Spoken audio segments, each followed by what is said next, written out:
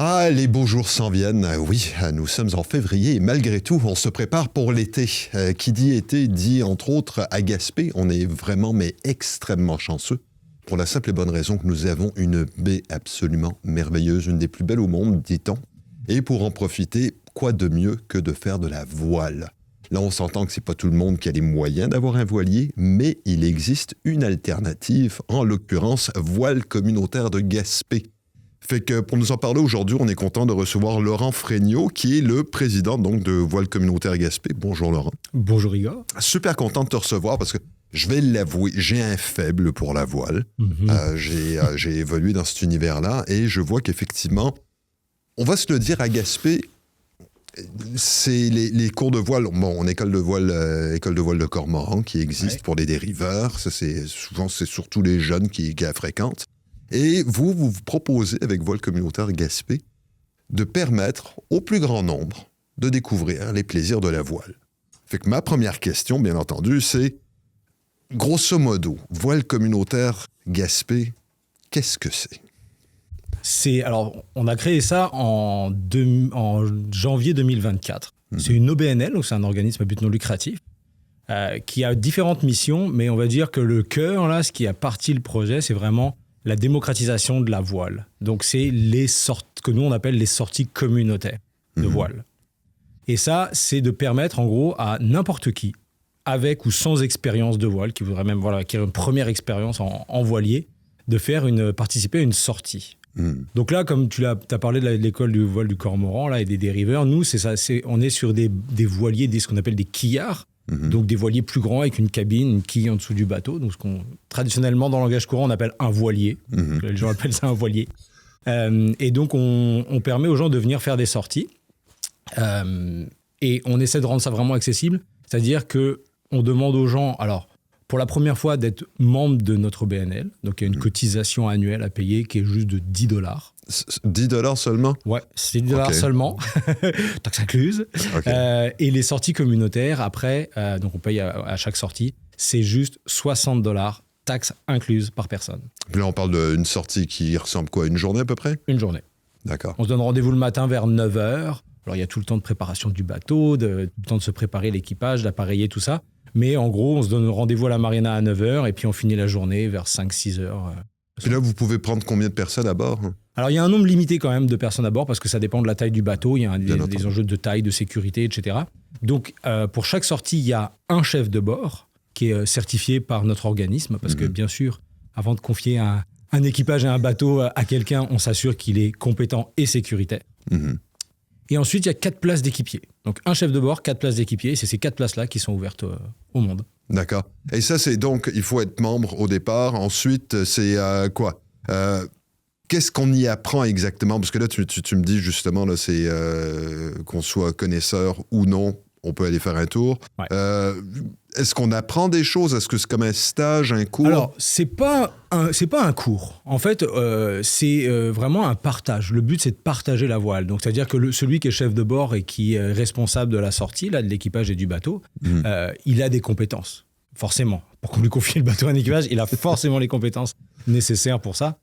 Donc, c'est pas un cours. Ce chef de bord-là n'est pas un instructeur de voile. C'est pas lui qui donne un cours de voile. Maintenant, quand on navigue en équipage sur un bateau, il y a forcément du partage de connaissances.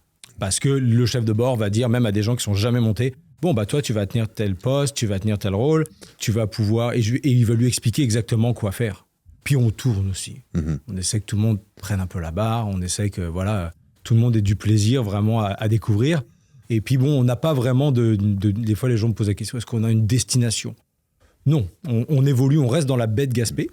On ne sort pas de la baie de Gaspé, mais la baie de Gaspé, c'est très grand. Même en une journée, c'est difficile d'en faire le tour au complet. Donc c'est ça, on a quand même vraiment beaucoup d'espace. Et donc, on navigue. Simplement, on navigue, on explique voilà, comment ça fonctionne. Hein, les voiles, le vent, comment on s'oriente. Les gens vont ressortir à la fin de la journée en ayant appris un petit peu de vocabulaire. Hein, le bâbord, tribord, la proue, la proue L'écoute. et la poupe, les écoutes, je sais pas, la grand voile, le foc. Bref, voilà. C'est pas un cours, mais il y a un partage de connaissances, il y a un minimum d'échanges. Minimalement, ça donne un aperçu finalement de si on peut avoir le goût pour faire de la voile. Exact, c'est ça. C'est permettre. Alors, moi, toujours, ça s'adresse à deux types de personnes. Ceux qui aiment déjà la voile et qui en ont déjà fait, puis qui aiment ça, et puis qui n'ont pas, par exemple, leur propre voilier ou l'opportunité de sortir avec du monde, là, ils peuvent venir chez nous puis pratiquer leur passion. Et puis les gens qui ont jamais, qui sont toujours dit, je vais essayer ça un jour, et puis qui n'avaient pas eu l'opportunité, mais qui veulent une première expérience. Puis ce qui est le fun dans la baie de Gaspé, c'est que notamment quand on est dans le Havre de Gaspé, donc vraiment la partie la plus proche de la ville, là, pour ceux qui connaissent Gaspé, là, il y a Boom Defense, qui est un grand banc de sable qui presque ferme cet espace-là et qui coupe beaucoup la houle.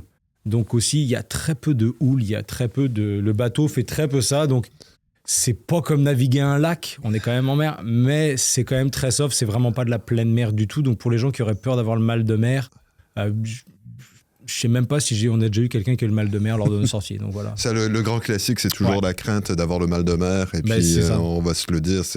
Mais la baie de Gaspé, ce qui est de merveilleux aussi, c'est que peu importe ce qui arrive, il y aura toujours quelqu'un pour nous voir. Ah oui. Ça, je trouve que c'est une des plus belles particularités. Si jamais il y a un accident, si jamais il y a une panne ou quoi que ce soit, on est en sécurité. Tout le monde nous voit tout le temps. Exactement. Là, l'idée en tant que telle, parce que à ma connaissance, on n'a jamais eu de voile communautaire à Gaspé. L'idée vient de où? Bon, on entend, t'as un petit accent quand même. Est-ce que c'est une idée que tu avais en France ou que tu as développée ailleurs? Alors, en fait, c'est sûr que venant de France, oui, en France, on sait que la voile est quand même très développée. Puis des initiatives comme ça, il y en a beaucoup. Je pense juste comme ça à l'association du Père Jaouen en Bretagne, par exemple, qui est très connue. Je crois que c'est les Amis du Jeudi-Dimanche. Je pense que c'est depuis la fin des années 50, je crois, qu'ils font de la voile solidaire, on va dire, à essayer d'aider des jeunes en réinsertion. Je pense qu'à la base, c'était ça. Je crois que c'était des jeunes qui sortaient de prison, il me semble, à l'époque, au début du projet. Mais on parle donc de décennies et de décennies. Donc c'est sûr que moi, j'ai cette culture-là un petit peu en venant de France. Après, moi, ça a commencé à Montréal. J'habitais à Montréal de 2009 à 2023. Donc, à un moment, j'ai décidé de me former pour devenir donc, chef de bord, c'est-à-dire apprendre à manœuvrer un voilier, vraiment. Donc, je me suis rendu dans une école de voile à Montréal. J'ai fait le cours, qui est une formation de 4 jours. J'ai obtenu mon brevet. Donc, j'ai acquis les compétences pour manœuvrer un voilier. Puis, après... j'ai créé un groupe sur Facebook où je pouvais inviter mes amis pour qu'on organise des sorties à la journée. Puis après, c'était les amis de mes amis. Puis après, c'était ouvert à tout le monde. Puis on était à la fin peut-être 500 membres au moins. 500 membres à Montréal? À Montréal. Puis ça a duré pendant 7 ans. Jusqu'à ce que je quitte Montréal pour venir m'installer à Gaspé. Et en arrivant à Gaspé, je me suis dit qu'après avoir fait ça pendant 7 ans, puis avoir eu de magnifiques échanges, parce que quand on emmène quelqu'un, moi je l'ai vécu des dizaines de fois, quand on emmène quelqu'un pour qui c'est la première expérience, puis qui découvre une passion, puis que le soir on rentre et puis qu'il est sur le quai, puis il a un sourire énorme. Je veux dire, ça c'est priceless. Mais ça, c'est parce qu'on va se le dire, la voile, ce qu'il y a de merveilleux avec, pas de moteur, on fonctionne uniquement avec le vent. Il y a un sentiment de liberté qui est mais qu'on vit pleinement. Ouais. Et puis, on va se le dire aussi, c'est quand même quelque chose d'assez dynamique, parce que contrairement à ce que beaucoup de gens pensent, non, on ne reste pas simplement à se faire bronzer sur le pont. On a un rôle actif lorsqu'on fait de la voile. Bon, ça, c'est au niveau des origines. C'est des journées complètes. Grosso modo, on découvre si on aime ou on n'aime pas. Ouais. C'est communautaire. Il faut être membre en tant que tel. Quand on est membre, qu'est-ce que ça amène exactement? D'être membre, en fait, ça amène le fait de pouvoir participer aux sorties communautaires. Ça. Et puis, ça donne, comme on est une OBNL, ça donne le droit de vote aussi à l'Assemblée générale annuelle qui a lieu tous les ans. D'accord. Donc, il n'y a pas beaucoup d'autres choses. C'est juste que la cotisation, même si elle est basse, c'est niaiseux, mais même à $10 par personne, tout l'argent qu'on récolte va à financer les activités. Ça veut dire vraiment payer les bateaux, payer l'entretien des bateaux, payer les frais de marina, les assurances commerciales, payer tous les frais qui viennent avec la voile, qui ne sont pas négligeables. Mais c'est la beauté justement du communautaire, c'est que de se regrouper tous ensemble, on arrive à payer ces frais-là. Et puis on peut permettre aux gens d'offrir des sorties vraiment à un prix qui est vraiment raisonnable, on va dire. Tout à fait. Non, à $60, c'est plus que raisonnable. On s'entend pour une journée complète. Là, présentement, ce que j'avais vu passer sur les réseaux sociaux, c'est que vous êtes à la recherche de bénévoles aussi. Oui, exactement. On a une petite OBNL. On a fait 2 étés. Là. Le premier, en plus, était assez court parce qu'il y avait toute la question réglementation à gérer, tout ça. Donc, on a navigué plus ou moins un mois à la fin de l'été. L'été dernier, on a vraiment fait une belle saison là, de début juin jusqu'à à peu près. Alors, ça commence début juin jusqu'à peu près l'Action de Grâce. On sort les bateaux vers l'Action de Grâce environ, donc début octobre. Donc, ça nous fait un beau 4 mois et demi d'activité. Mais pour faire ça, il faut du monde pour nous aider. Alors oui, les gens aiment bien venir participer à préparer les bateaux, à la mise à l'eau, à la sortie de l'eau, tout ça. Mais une OBNL, c'est aussi, comme toutes les OBNL, il faut chercher du financement, il faut faire de la communication, il faut faire des contacts, il faut faire tout ça. Donc, plus on sera nombreux en fait dans Voile Communautaire Gaspé à s'occuper de tous ces aspects-là, plus on va pouvoir créer des choses ensemble, vraiment le fun, des projets. Parce que là, il y a les sorties communautaires, mais ce qu'on aimerait mettre en place aussi, qui est dans nos missions depuis le début, mais qu'on n'a pas encore eu le temps vraiment de faire, parce que on a fait un vrai été, on va dire, c'est la voile solidaire aussi. C'est-à-dire ? Ça, c'est encore une fois, je m'inspire beaucoup de ces associations qui sont faites en France, mais il y a aussi des très beaux exemples ici au Québec, comme Ecomaris, ou Jeunes Marins Urbains, ou les scouts marins du Grand Montréal aussi qui existent. Scouts marins du Grand Montréal. Okay. Ouais, avec qui j'étais associé la dernière année où on a fait un partenariat entre mon groupe Facebook, la Marin d'eau douce, puis les scouts marins du Grand Montréal. C'est pour ça qu'on a navigué à Longueuil la dernière année. Eux, en fait, c'est une OBNL aussi de scoutisme, qui ont des voiliers et donc qui offrent ça aux camps scouts, en fait, à des troupes de scouts pour qu'ils viennent faire des camps scouts, mais marins. Donc, c'est des camps des scouts du Québec, mais même il y a des scouts de France qui viennent, il y a des scouts d'ailleurs qui viennent. Fait que là, ils apprennent à faire des nœuds.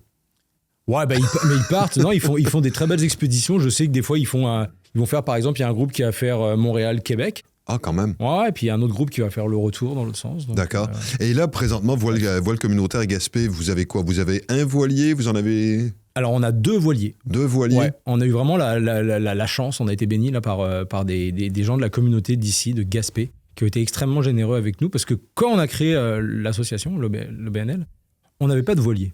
Donc, il fallait qu'on trouve du financement, il fallait qu'on trouve un voilier éventuellement à acheter, avec pas trop cher, parce que voilà, on est une OBNL communautaire.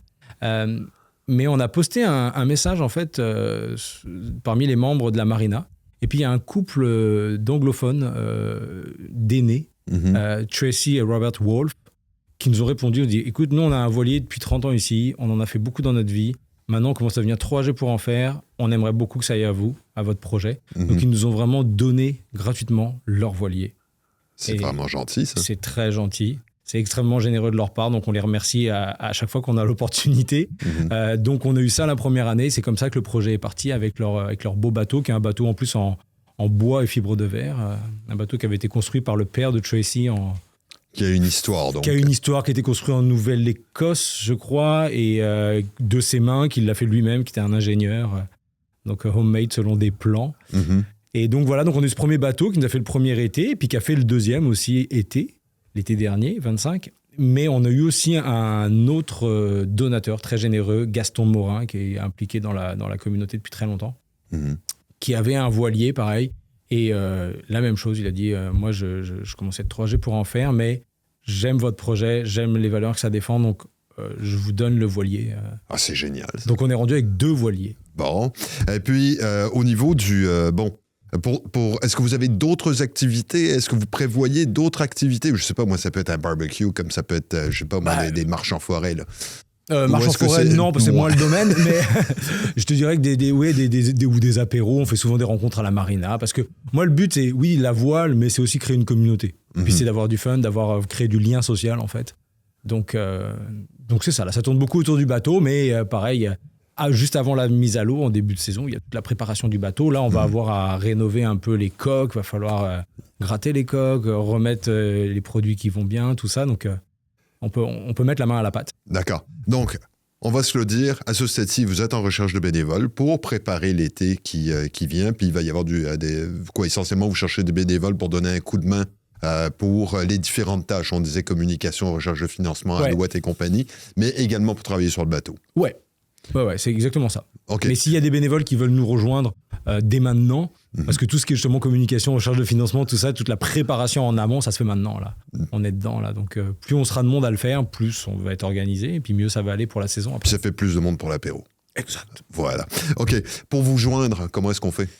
Le plus simple, en fait, pour voir toutes nos activités, pour l'instant, on n'a pas encore vraiment un site internet, mais on fonctionne par Facebook. Donc le mieux, c'est de chercher Voile Communautaire Gaspé sur Facebook. Vous trouvez, je pense, c'est un groupe. Et c'est là qu'on met nos activités. Donc c'est là qu'on publie les choses. Et d'ailleurs, quand on fait des sorties après, pendant la saison de voile, justement, pour chaque sortie, on va créer un événement sur le groupe, un événement Facebook. Puis c'est là que les gens peuvent voir les dates, peuvent s'inscrire, etc. D'accord. Donc on cherche tout simplement Voile Communautaire Gaspé sur Facebook. On tombe éventuellement s'il y a quelqu'un qui nous répond et on devient membre pour un minuscule 10$ pour ensuite avoir le plaisir de découvrir la baie de Gaspé. C'est exactement ça. Voilà. Ben Laurent, merci beaucoup. Merci, Igor. On est peut-être en février, mais moi, je sens déjà la marmotte est sortie, fait qu'on se prépare pour l'été. Merci encore, Laurent. Merci, Igor. Fait que c'est ça, si vous avez aucune expérience, c'est pas grave, hein, mais simplement pour découvrir une passion, parce qu'effectivement, il faut aller sur l'eau, faut découvrir le vent, faut découvrir la mer pour savoir à quel point c'est plaisant de pouvoir se promener en voilier sur la baie de Gaspé. Fait qu'encore une fois, c'est pas très compliqué. Si vous voulez rentrer en contact avec Voile Communautaire Gaspé, vous allez sur Facebook, le réseau, et vous allez avoir une réponse, un petit 10$, et vous devenez membre pour avoir la possibilité de découvrir le magnifique plan d'eau que nous avons à Gaspé.